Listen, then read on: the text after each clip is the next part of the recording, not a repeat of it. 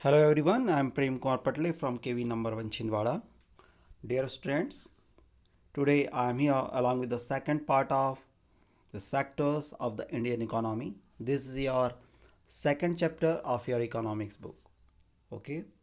Dear students, in this session we will read about the primary, secondary and tertiary sector in India. And in that section we will see about the rising importance of tertiary sector in production. प्यारे बच्चों, हम इसमें जो तृतीयक क्षेत्रक है उसके बढ़ते महत्व को, जो उत्पादन के क्षेत्र में उसके बढ़ते महत्व को जानेंगे.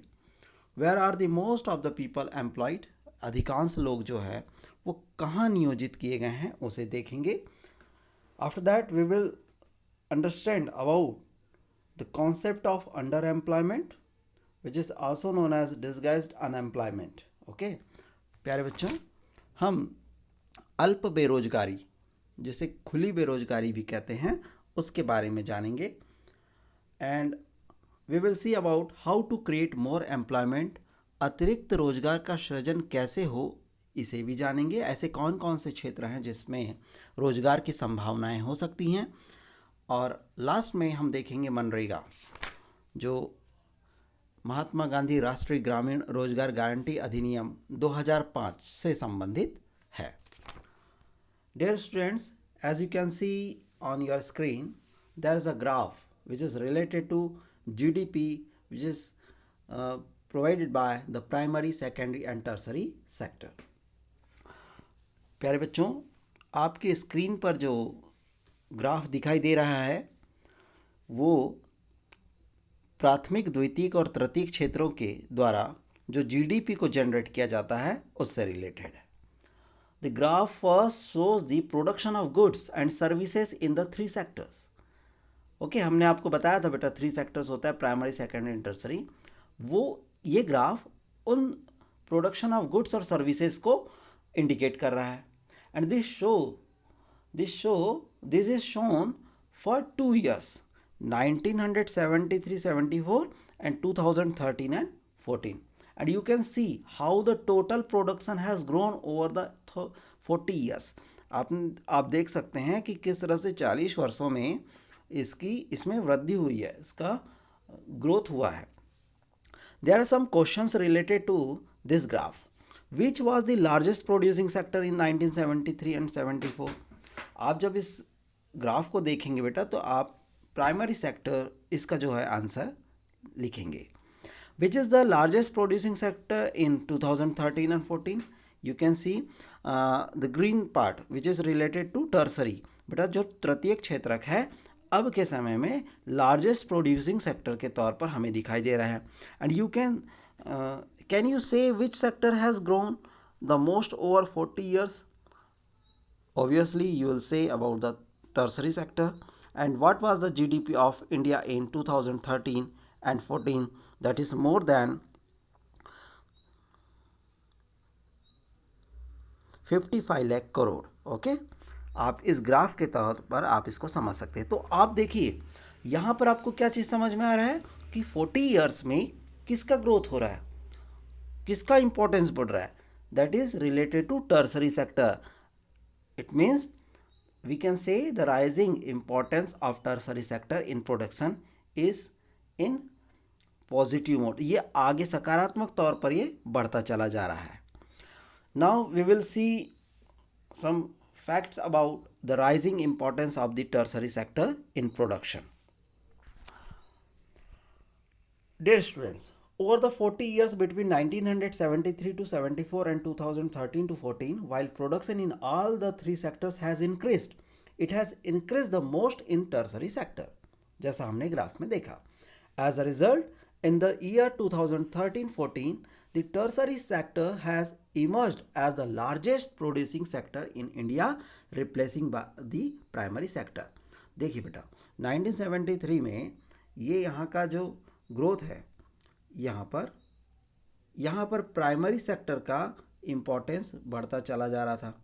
ठीक है, लेकिन जब 2013-14 आया तो आप यहाँ देखिए ये इसमें टर्सरी सेक्टर जो है एक उसने रिप्लेस कर दिया प्राइमरी सेक्टर को, और इसमें इस समय वो लार्जेस्ट प्रोड्यूसिंग सेक्टर के तौर पर उभर करके सामने आना शुरू हो गया।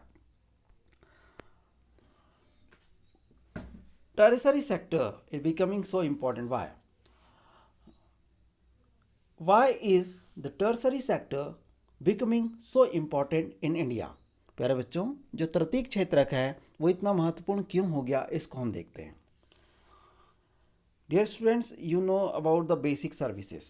Which type of services is known considered as a basic services? So you can see in this paragraph.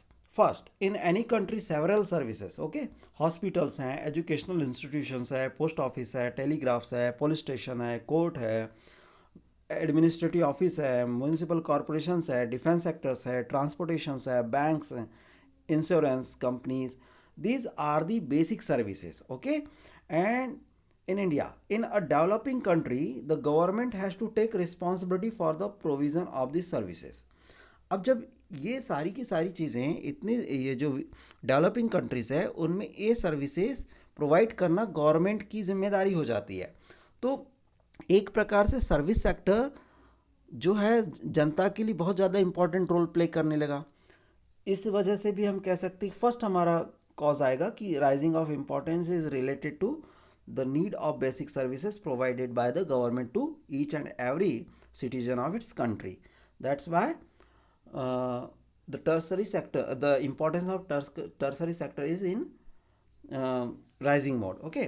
What is the second जो बेटा जो cause है वो यहाँ पर है, यहाँ से शुरू होता है आपका सेकेंड, ये फर्स्ट वाला पार्ट हो गया है ना। Second, the development of agriculture and industry leads to the development of services such as transport, trade, storage and the like, as we have already seen. बच्चों अब आप देखिए कि जो सेकंड जो रीज़न है वो कृषि और उद्योग के विकास से परिवहन का, व्यापार का और भंडारण जैसी सेवाओं का विकास होना है। क्योंकि एग्रीकल्चरल सेक्टर और प्रोडक्शन वाले सेक्टर में हमें ट्रांसपोर्टेशन की भी ज़रूरत पड़ती है और ट्रेड सर्विसेज भी यहाँ से प्रोवाइड की जाती है, ठीक है। और इसके अलावा जो बेटा जो प्राथमिक और द्वितीयक क्षेत्रक है, प्राइमरी और सेकेंडरी सेक्टर है, उसका जो विकास है जितना अधिक होगा ऐसी सेवाओं की मांग हमेशा उतनी ही ज़्यादा होने लगेगी। एग्रीकल्चरल प्रोडक्शन ज़्यादा होगा तो उसको खेतों से लेकर के बाज़ार तक ले जाने के लिए भी ट्रांसपोर्टेशन की ज़रूरत होगी। कंपनीज मैन्युफैक्चरिंग इंडस्ट्री में अगर प्रोडक्शन ज़्यादा होगा तो भी उसे मार्केट तक ले जाने के लिए ट्रांसपोर्टेशन की ज़रूरत होगी और अलग अलग सर्विसेज की ज़रूरत होगी। थर्ड आप देखेंगे नेक्स्ट पैराग्राफ में, as income level rise, certain section of people start demanding many more services like eating out, tourism, shopping, private hospitals, private schools, professional training, etc. बच्चों जब लोगों का इनकम जो है वो बढ़ने लगता है, जब लोगों की आय बढ़ने लगती है तो कुछ लोग क्या होता है कि अन्य सेवाओं को उपयोग में लाने लगते हैं। वे अब घर में खाना बनाने के अलावा वो बाहर खाने जाना पसंद करने लगते हैं। टूरिज़्म में कोई कुल्लू मनाली घूमने जा रहा है, कोई ऊटी घूमने जा रहा है, कोई शॉपिंग करने के लिए, जैसी जैसी इनकम बढ़ती चली जाती है तो शॉपिंग करने के लिए वो मॉल में चला जा रहा है। जब गवर्नमेंट हॉस्पिटल्स अवेलेबल हैं लेकिन हमारी इनकम बढ़ती चली जा रही तो हम प्राइवेट हॉस्पिटल्स की ओर जाने शुरू कर देते हैं। हम प्राइवेट स्कूल्स में अपने बच्चों का एडमिशन कराना शुरू कर देते हैं। व्यावसायिक प्रशिक्षण जो है उसकी डिमांड करना शुरू कर देते हैं। तो इस तरह से क्या होता है कि ये सर्विस प्रोवाइड करने वाले सेक्टर्स होते हैं जहाँ पर हम अपनी इनकम के अकॉर्डिंगली डिमांड को बढ़ाते चले जाते हैं। फोर्थ क्या है बेटा, फोर्थ देखिएगा लास्ट पैराग्राफ में। Fourth, over the past decade or so certain new services such as those based on information and communication technology have become important and essential।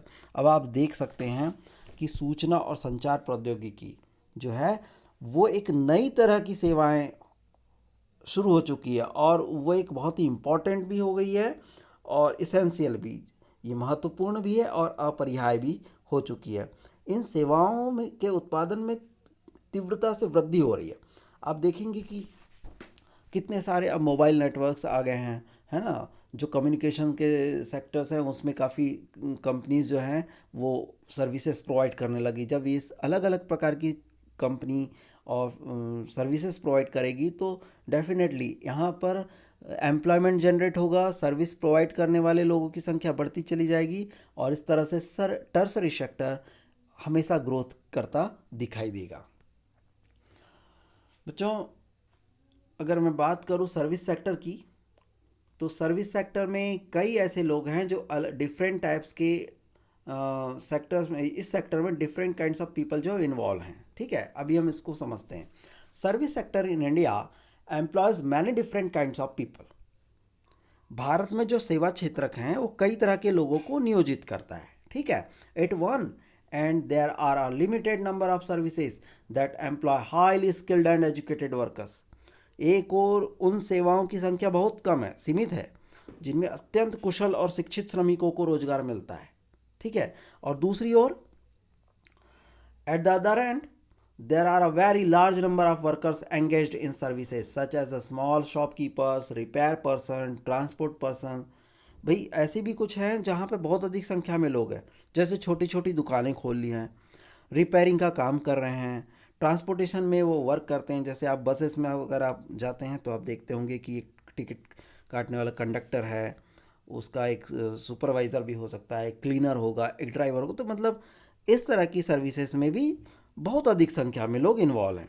वे लोग बड़ी मुश्किल से अपनी जीविका का निर्वाह कर पाते हैं बेटा, है ना। और वे जो इन सेवाओं से इसलिए लगे हुए हैं क्योंकि उनके पास कोई और विकल्प या कोई और अवसर होता नहीं है। तो इस कारण सेवा क्षेत्र, ये जो टर्सरी सेक्टर है, सर्विस सेक्टर है, कि केवल कुछ भागों का ही महत्व बढ़ रहा है। ठीक, तो इसको आपने समझने का प्रयास किया होगा। ये टर्सरी सेक्टर का इम्पोर्टेंस को इंक्रीज करने वाले सेक्शंस थे।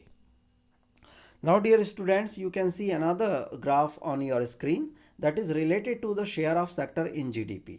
बच्चों, इस जो ग्राफ है इसके अकॉर्डिंगली आप समझिएगा कि जीडीपी में किस सेक्टर का सबसे ज़्यादा रोल दिखाई दे रहा है।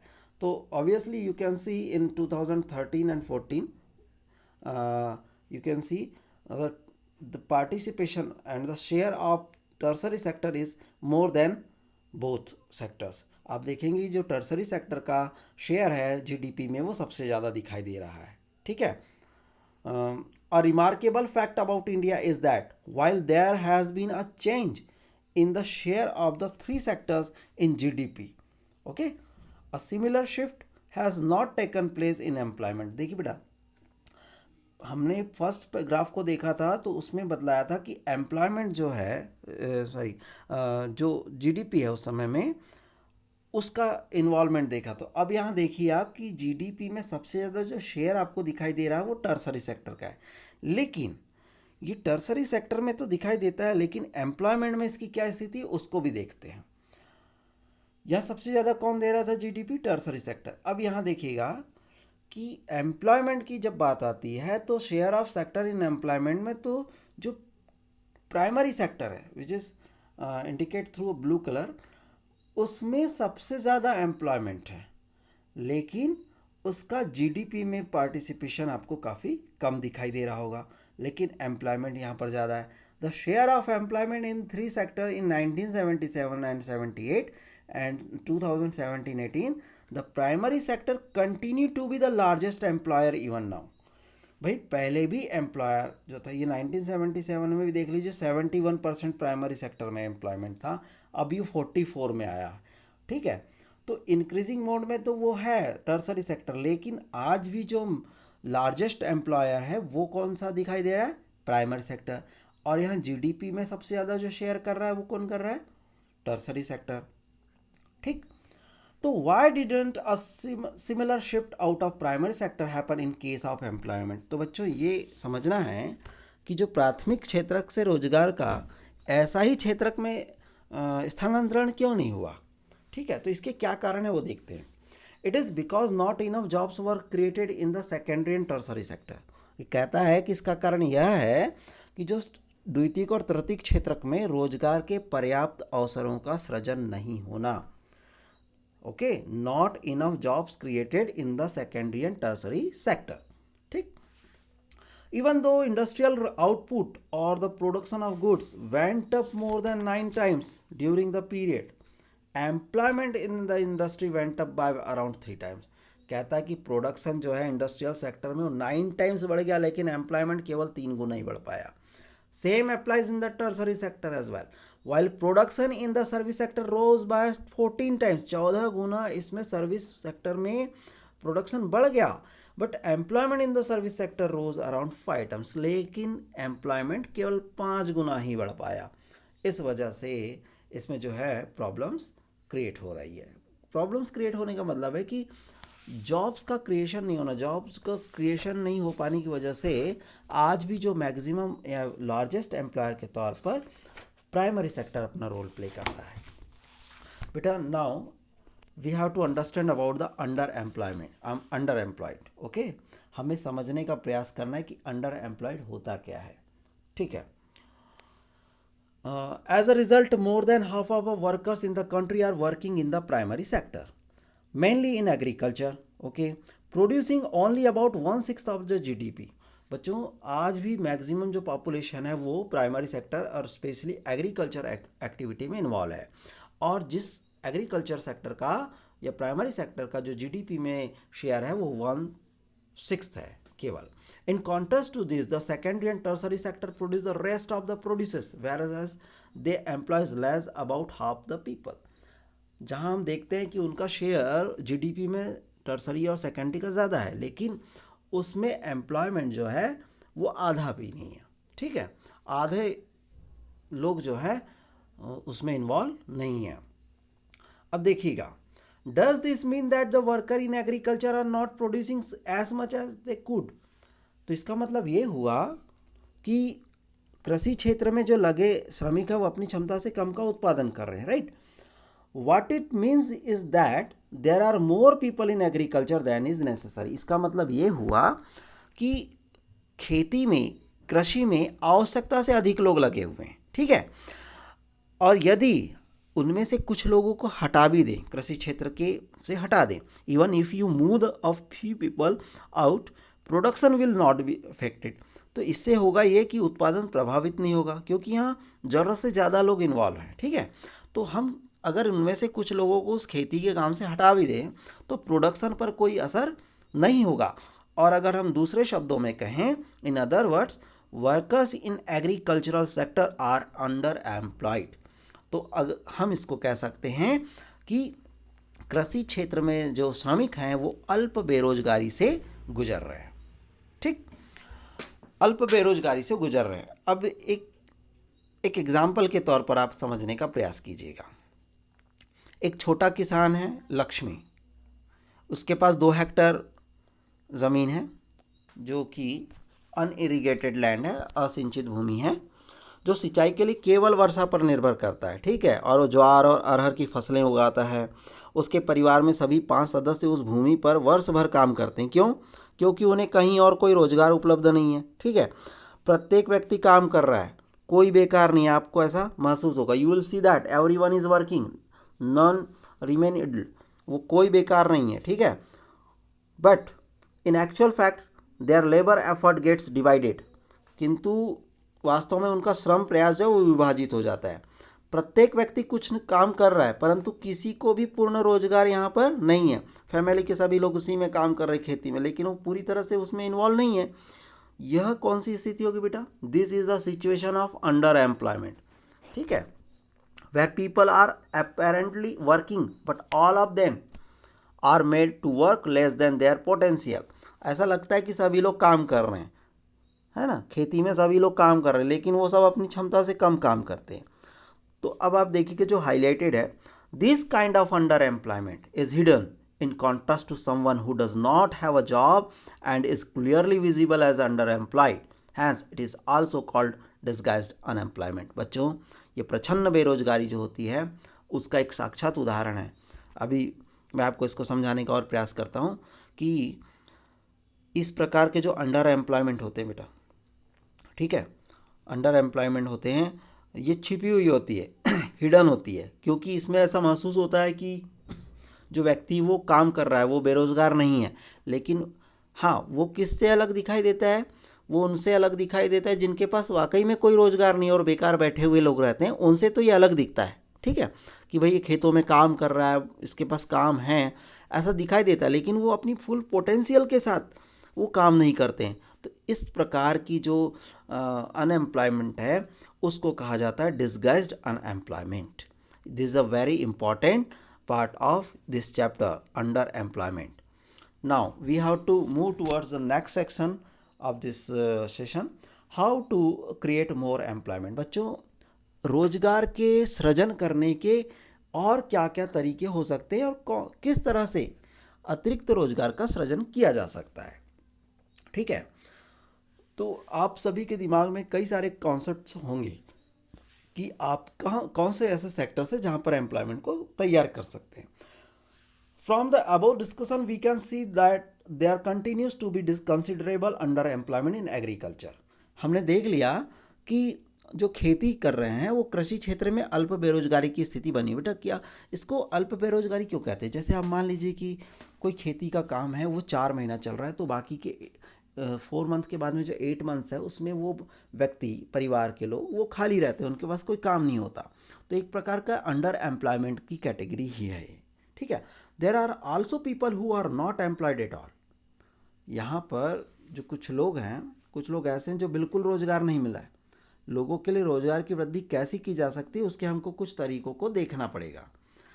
तो देखिएगा, the government can spend some money on banks can provide a loan to construct a well for her family. अभी यहाँ पर लक्ष्मी की बात हो रही है। लक्ष्मी के पास एक 2 हेक्टेयर का अनइरिगेटेड लैंड है, जैसे मैंने आपसे बतलाया था। तो क्या होगा कि सरकार कुछ मुद्रा व्यय कर सकती है और ऋण बैंक से उसको लोन मिल जाएगा। अब लक्ष्मी अपनी भूमि की सिंचाई करने में सक्षम हो जाएगी, क्योंकि अब उसने क्या किया, उसने लोन लेकर के अपने लिए एक कुआं का व्यवस्था कराया, कंस्ट्रक्ट करवाया for her family to irrigate the land, and Lakshmi will then be able to irrigate her land and take a second crop wheat during the Rabi season. अब देखिए, अभी केवल वो मानसून पर डिपेंड करती थी, वर्षा के जल पर निर्भर करती थी। अब उसको गवर्नमेंट ने लोन प्रोवाइड किया, उसने लोन लिया बैंक से और उसने कुआं खुदवाया। कुआं खुदवाने के पास अब उसकी लैंड जो है वो इरीगेट हो सकती थी। अब साल में जहाँ वो एक ही क्रॉप ले सकती थी, अब वो सेकंड क्रॉप लेने लगी। तो इस तरह से उसकी फैमिली और वो खुद लक्ष्मी जो है उसके लिए एम्प्लॉयमेंट एक प्रकार से क्रिएट हो गया।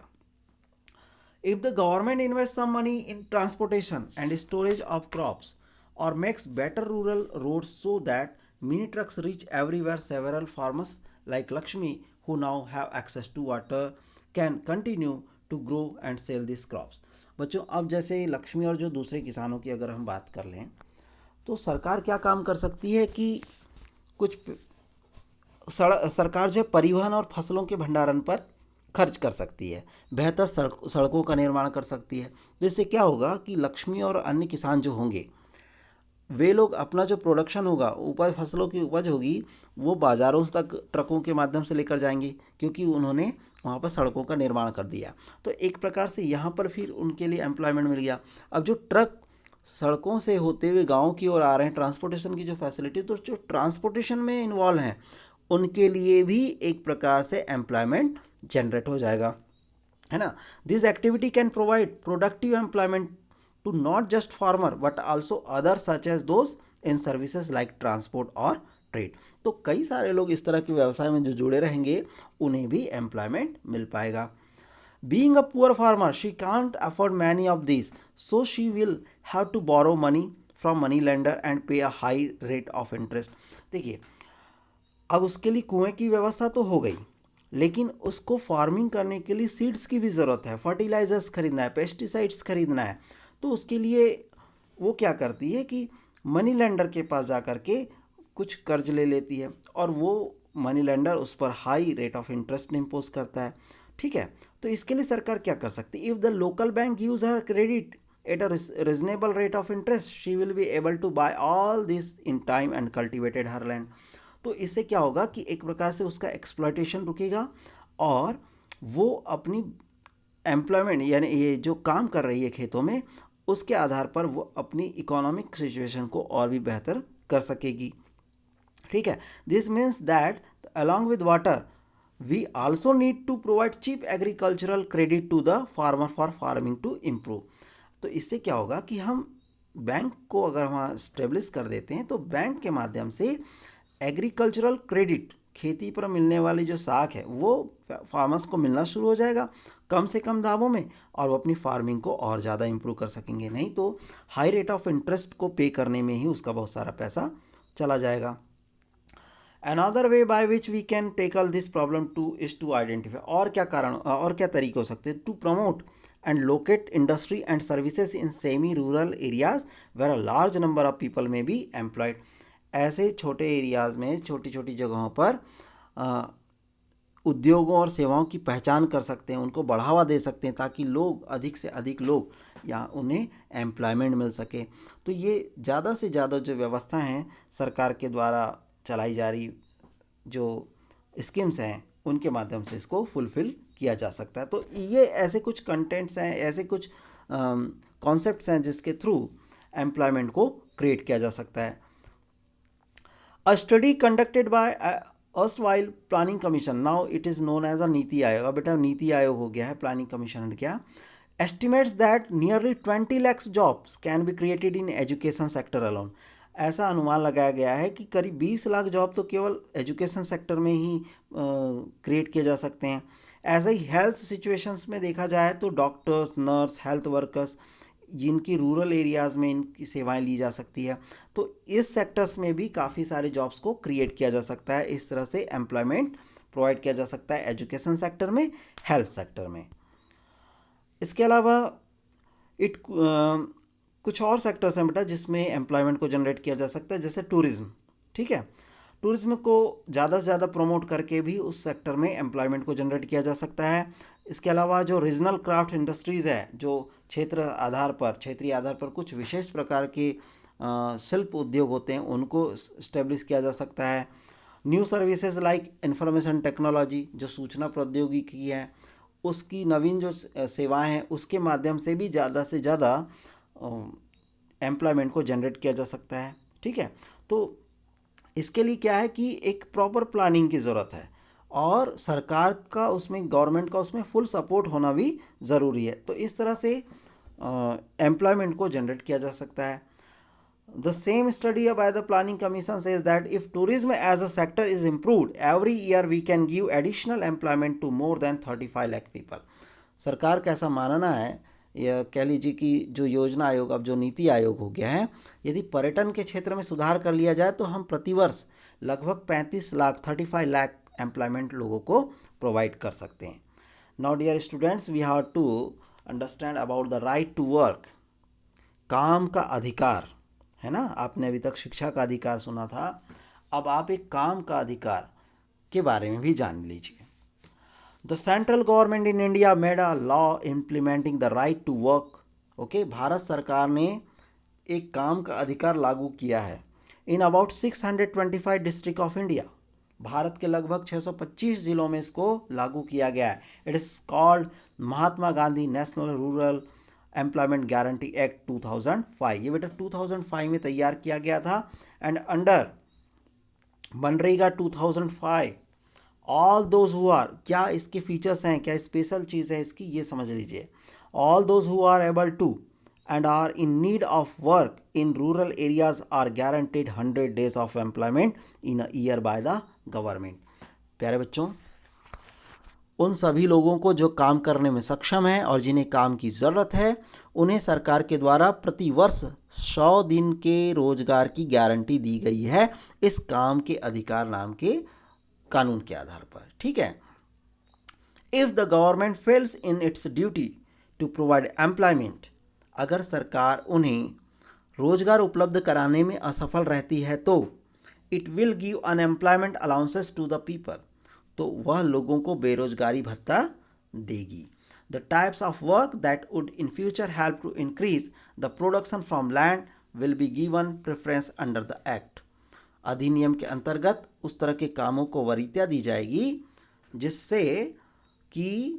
जिससे क्या होगा कि भविष्य में जो भूमि का उत्पादन बढ़ाने में मदद मिलेगी। मतलब ये समझ लीजिए कि अगर मनरेगा के अंतर्गत लोगों को काम दिया जाएगा तो ज़्यादा से ज़्यादा उन्हें खेतों या एग्रीकल्चर सेक्टर से रिलेटेड, जैसे किसी खेत को डेवलप करना है ना, मिट्टी डलवानी है, मेड़ बनवानी, तो इस तरह के काम किए जाए ताकि भविष्य में भूमि से उत्पादन बढ़ाने में मदद की जा सके।